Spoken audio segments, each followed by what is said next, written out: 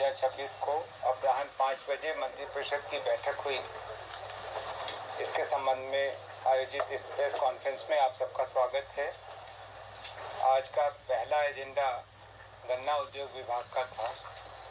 Mrs Sasamusa sugar works private limited के पुनः परिचालन के निमित्त उस क्षेत्र के गन्ना कृषकों के पूर्ववर्ती पेराई सत्रों का बकाये ईख मूल्य के मूलधन की कुल राशि 42,99,9,95 रुपये के भुगतान की स्वीकृति दी गई।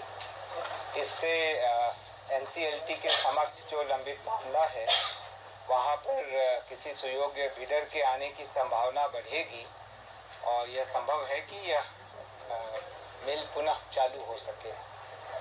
ग्रामीण विकास विभाग का अगला एजेंडा था, जिसके अंतर्गत विकसित भारत रोजगार एवं आजीविका के लिए गारंटी मिशन ग्रामीण योजना 2026 की स्वीकृति दी गई और इस योजना को 1 जुलाई 2026 से लागू करने की स्वीकृति दी गई। आप अवगत हैं कि मनरेगा के स्थान पर अब यह योजना विकसित भारत जी राम जी योजना लाई गई है। इसे लागू करने के लिए ही मंत्रिपरिषद द्वारा स्वीकृति दी गई। जल संसाधन विभाग का अगला एजेंडा था, जिसके अंतर्गत डकरा नाला पंप नहर योजना के अवशेष कार्य के लिए पुनरीक्षित प्राकलित राशि 251 करोड़ 55 लाख रुपए की प्रशासनिक स्वीकृति दी गई। इसकी पूर्व की राशि 145 करोड़ 43 लाख रुपए थी। जल संसाधन विभाग का ही अगला एजेंडा था, जिसमें बाढ़ प्रबंधन और सीमावर्ती क्षेत्र कार्यक्रम के तहत योजनाओं में ऐसी योजनाएं जो केंद्र सरकार द्वारा स्वीकृत हैं लेकिन केंद्रांश अभी उसमें नहीं मिला है, तो केंद्रांश की प्राप्ति की प्रत्याशा में विभाग द्वारा कराए जाने वाले कार्यों के लिए 50% तक के उपयोग और निकासी एवं व्ययन की स्वीकृति दी गई। विभिन्न योजनाओं के लिए 801 करोड़ का 50% यानी 400.66 करोड़, भूअर्जन इत्यादि के मध्य में 250 करोड़ तथा सीमा क्षेत्र में नदी प्रबंधन गतिविधि के लिए 240 करोड़ का 50% अर्थात 120 करोड़ के उपयोग एवं निकासी व्ययन की स्वीकृति दी गई।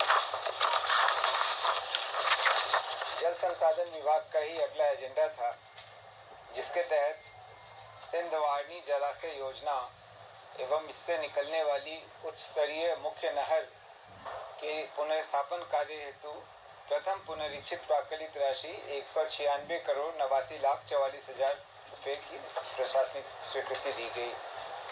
नगर विकास एवं आवास विभाग का अगला 4 एजेंडा है। छठे एजेंडा में अमृत 2 के अंतर्गत बिहार शरीफ में आईएनडी एंड एसटीपी निर्माण परियोजना हेतु लागत राशि 101 करोड़ 63 लाख 33 हजार 464 रुपये की प्रशासनिक स्वीकृति दी गई।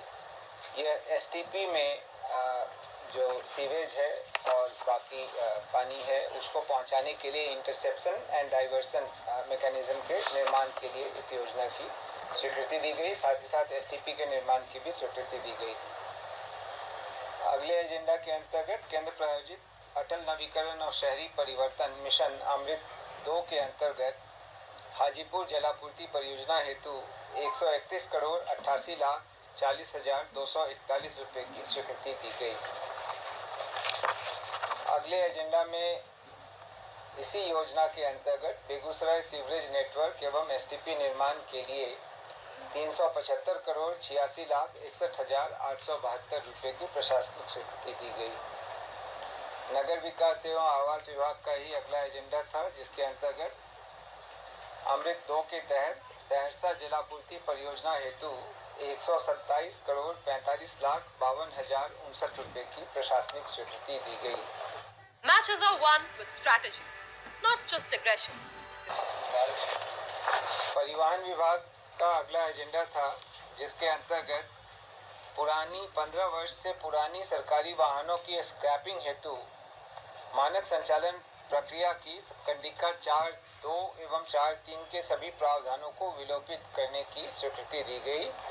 यह भारत सरकार की अधिसूचना के आलोक में किया गया। अगला एजेंडा भी परिवहन विभाग का था, जिसके अंतर्गत गैर सरकारी वाहनों के लिए निबंधित यान स्क्रैपिंग सुविधा RVSF के माध्यम से स्क्रैपिंग हेतु निर्धारित SOP की कंडिका 4, 2 एवं 3 को विलोपित करने के लिए संशोधन की स्वीकृति दी गई। यह भी भारत सरकार द्वारा निर्गत अधिसूचना के अनुरूप। 12वां एजेंडा था मद्य निषेध उत्पाद एवं निबंधन विभाग का, जिसके अंतर्गत श्री मणिरंजन, जो तत्कालीन जिला व निबंधक समस्तीपुर थे, उनको सेवा से बर्खास्तगी का दंड अधिरोपित करने की स्वीकृति दी गई। मद्य निषेध उत्पाद एवं निबंधन विभाग का अगला एजेंडा था, जिसके अंतर्गत मंत्रिपरिषद द्वारा स्वीकृत बिहार स्टाम्प सेवा प्रदाता अनुज्ञप्ति एवं ई-स्टाम्प की आपूर्ति नियमावली 2026 के नियम 12 में उल्लिखित प्रावधानों के अंतर्गत सेवा प्रदाता के लिए अधिकतम क्रेडिट सीमा 10 लाख रुपए निर्धारित करने और बिहार स्टाम्प सेवा प्रदाता अनुज्ञप्ति एवं ई-स्टाम्प की आपूर्ति संशोधन नियमावली 2026 की स्वीकृति दी गई।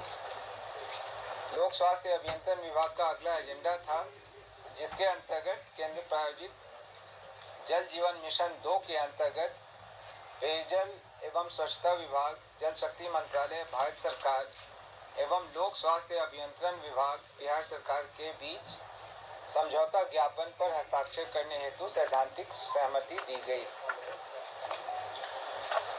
अगला एजेंडा वाणिज्य कर विभाग का था, जिसके अंतर्गत बिहार वाणिज्य कर विभाग क्षेत्रीय लिपिकीय सेवा भर्ती एवं प्रोन्नति सेवा शर्त संशोधन नियमावली 2026 के गठन की स्वीकृति दी गई। वित्त विभाग का अगला एजेंडा था, जिसमें NIC के माध्यम से बिहार SNA स्पर्श के संचालन के लिए अगले 2 वर्षों के लिए मनोनयन के आधार पर 5,75,39,000 रुपए की स्वीकृति दी गई। सहकारिता विभाग का अगला एजेंडा था, जिसमें राष्ट्रीय स्तर की सहकारी संस्था नेशनल कोऑपरेटिव एक्सपोर्ट लिमिटेड हेतु राज्य में कार्यरत सहकारी संस्था Bihar state cooperative marketing union limited Biscomaun को राज्य स्तरीय नोडल एजेंसी नामित किए जाने की स्वीकृति दी गई। सहकारिता विभाग का ही अगला एजेंडा था, जिसके अंतर्गत प्रधानमंत्री फसल बीमा योजना को वित्तीय वर्ष 26-27 के रबी मौसम से राज्य में पुनः कार्यान्वयन किए जाने की प्रशासनिक स्वीकृति दी गई।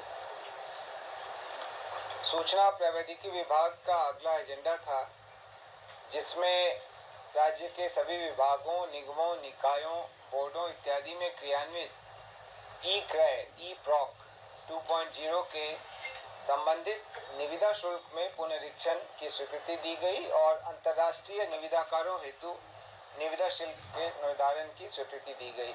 अब इसमें अंतर्राष्ट्रीय निविदा का भी प्रावधान कर दिया गया है ई-प्रॉक में। सूचना प्रौद्योगिकी विभाग का ही अगला एजेंडा था, जिसमें IIT पटना रिसर्च पार्क के निर्माण कार्य का कार्यान्वयन भवन निर्माण विभाग बिहार पटना तथा संपूर्ण योजना का संचालन IIT पटना के द्वारा किए जाने की स्वीकृति दी गई। यह पूर्व में ही दी गई स्वीकृति में संशोधन है।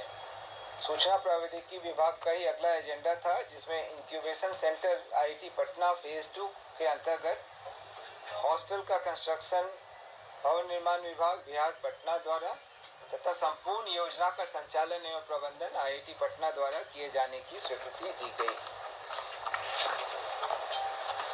22वां एजेंडा सामाजिक सुरक्षा से रिलेटेड था, समाज कल्याण विभाग का, जिसके अंतर्गत सामाजिक सुरक्षा पेंशन योजना अंतर्गत संचालित सभी प्रकार की 6 प्रकार की पेंशन योजनाओं के पेंशनधारियों को माह मई, जून एवं जुलाई के पेंशन भुगतान हेतु बिहार आकस्मिकता निधि से 3,662 करोड़ 9,97,000 रुपए अग्रिम की स्वीकृति दी गई।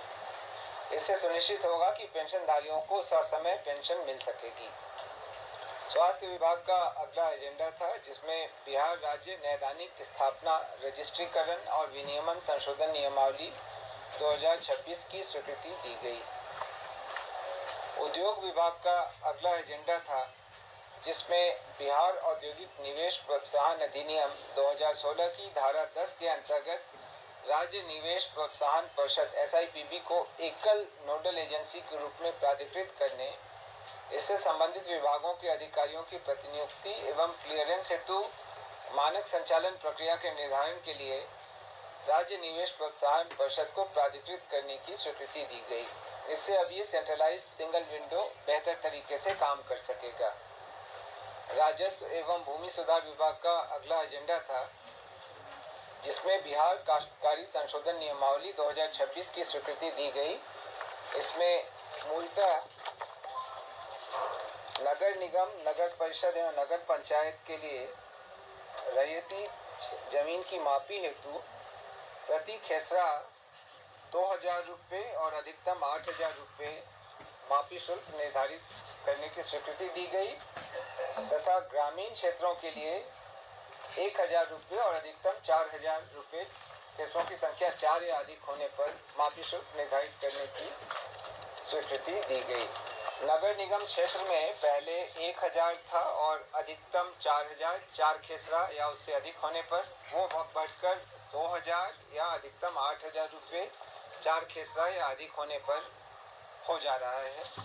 उसी तरीके से ग्रामीण क्षेत्रों में पहले 500 एवं 2000 था, जो कि 1000 एवं 4000 हो गया है। 1000 प्रति खेसरा एवं आप सभी को मेरा नमस्कार। मैं राघवेंद्र जी। आप अभी अपर मुख्य सचिव अरविंद कुमार चौधरी जी को सुन रहे थे।